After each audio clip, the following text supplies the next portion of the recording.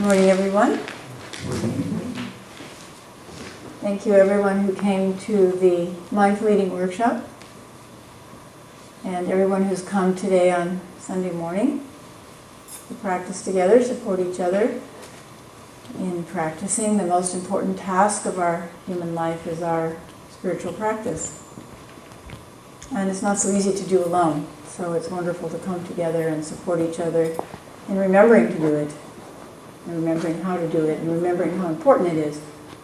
We try to share whatever has happened on the weekend with those who come on Sundays. So this weekend we had a mindful eating retreat. Mindful eating retreats are always learning opportunities for me. Every single person I learn something new from.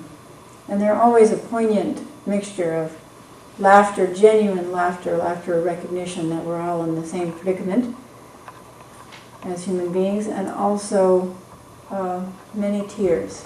Many people get choked up, and we all cry together.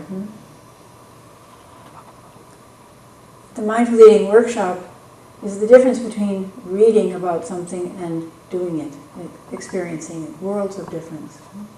So you can read about Zen practice. I often meet people if I'm wearing my Zen clothes and they say, "Oh, do you do martial arts?" And I say, "No, I'm a Zen teacher." And they say, "Oh, Zen, I'm Zen." And I say, "Oh, really? How are you Zen?" And they say, "Oh, I've read books about Zen. I really like Zen. So I think I'm Zen or I'm a Buddhist." But there's a world of difference between reading about something and then doing it and actually experiencing. It's like being outside or inside. Outside the bakery looking in, or inside the bakery eating the palmier or the lemon tart. So you may have, many people came to the workshop having read about mindful eating or done other aspects of diets and nutrition counseling and so on, but it's not the same as actually experiencing mindful eating from the inside. So when that happens, we go back and read our original books, whether they're about Zen or parenting, once we've had children. We go back and we read it and we go, aha, oh yes, now I know what they were talking about, because it's related to an actual experience in our body, heart, and mind. So now you may have a different relationship to our meal chants when we say, "We reflect on the effort that brought us this food and consider how it comes to us." Once you've done the exercise of looking deeply into your food and looked at how the food comes to us and how many beings are involved in bringing it to us and have contributed their life stream to us, there's a whole difference in that line. And also we realize that they're all with us when we're eating. The millions out here and the millions in here come together in that food, in our bodies. So we're never alone when we eat. Myriads of beings are with us. And the meal chant says, "We reflect on our virtue and practice and whether we are worthy of this offering." So when we consider how could we possibly pay back these myriad beings, even if we gave each one of them only 1 penny, it's impossible. Impossible to pay them back. And we're really stunned with gratitude for this offering that flows towards us at almost no cost. You can buy a box of raisins for a few cents. And then we consider how to pay them back.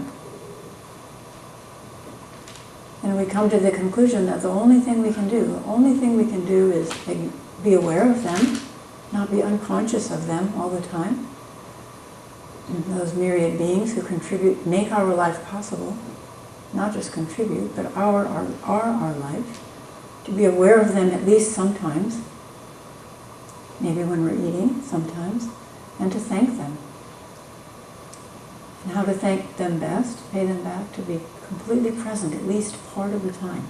When we're eating with this great offering, to be present with this offering, to really appreciate it.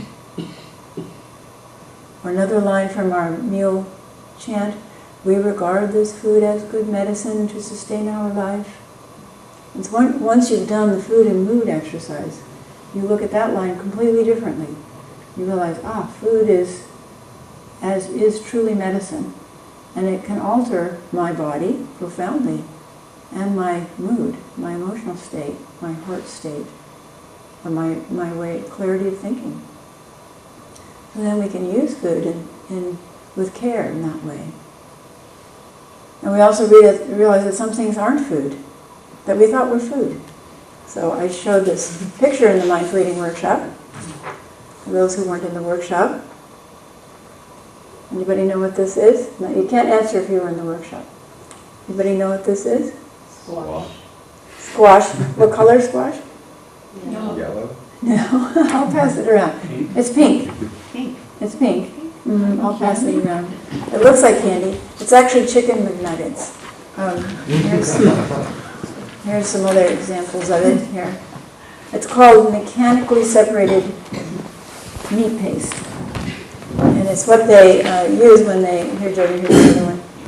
It's what they use when they, after they've used the meat and taken it all off the bones, they just take all the scraps up off the floor and tables and grind them up and then digest them in ammonia, a bath of ammonia, and then create this paste, color it, and then flavor it, and then it becomes food-like substances, including chicken McNuggets, bologna, Slim Jims, hot dogs, some of our beloved foods, which we call food but are not food. So we need to know, are we eating food or not? Is this really medicine for our body and mind or not? Doesn't mean we won't ever eat it, but we might eat it more carefully and with more awareness of, well, this is not food, this is something else. My son, one of my sons used to say, in McDonald's they just have one giant plastic machine that extrudes plastic. And then they have different nozzles for what that plastic will become. It becomes, oh, you want a hamburger? Fries? This nozzle over here. And you want a drink? Okay, over here. And then you want a toy? Okay, that's the nozzle over there. But it's all the same basic substance. And when you see that stuff, you realize it's not so far from the truth. I read another article to people about Taco Bell, which is being sued because they claim that their all beef is 88% beef and the rest secret ingredients. But on analysis by an independent lab, it turns out to be 35% beef and the rest 65% secret ingredients, which we don't want to know what are. So is that good medicine for our life? So many aspects of mindful eating, many aspects of mindful eating, but we focus on one particular one, which I will talk about. It's stunning to me that in this land of plenty, where we can have any kind of food we want, essentially, any day, in the middle of winter we can have melons and strawberries if we want, any kind of ethnic food we want, almost any quantity of food we want. We could feel full every day on very little money. In this land of plenty, there is so much suffering that revolves around the most basic activity of our life, eating. Food and eating. And in some ways, this was touched on but not clearly in the workshop. In some ways, an unbalanced relationship with food and with eating is harder to work with than an unbalanced relationship with alcohol and drugs. And that's because we can't just shut the door on food. We have to eat several times a day. So the issue is, so to speak, always in our face, right there.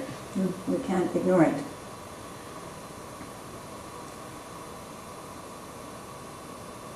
In the last workshop, towards the end of the workshop, a young woman cried out, "I am so tired of this eating issue.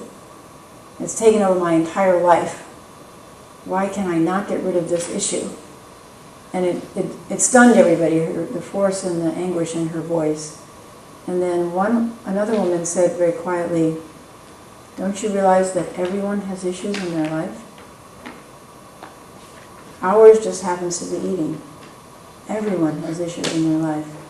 And that was a moment of conversion for that woman. It was beautiful to see that she realized she wasn't broken. fundamentally broken, that she, like all human beings, has an issue.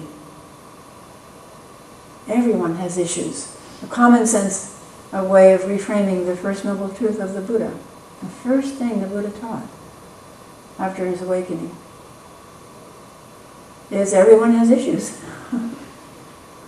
Every human being has issues, obstacles, difficulties of some kind that arise in their life. That is what it is to be a human being. That is the substance of being a human being, of living this life on the one hand of unity and on the one hand of separation. That's what creates the issues. The tension of opposites, we say in Zen. Tension of opposites, which we hold right here in our own human being. The tension of oneness and separateness. Whether it's with other human beings, whether it's with our earth, whether it's with our food. That's the issue. Each one of us is uniquely, if we want to say, imperfect or separate. Wounded or struggling with our own issues. Imperfect and yet perfect. Imperfectly perfect. Perfect because of the imperfection. The imperfection is the perfection. It's hard for Westerners to get. The Japanese understand it. The Japanese don't like symmetry. They don't even like even numbers. It's too balanced. Imperfection is beauty in Asia, and particularly in Japan. When people are preparing the tea garden to receive guests for a tea ceremony, they carefully sweep everything, sweep all the leaves away, and from the moss and from the paths. And then they shake the tree once, so a few leaves fall down and a few raindrops fall down, because that's beautiful. Imperfection is perfect.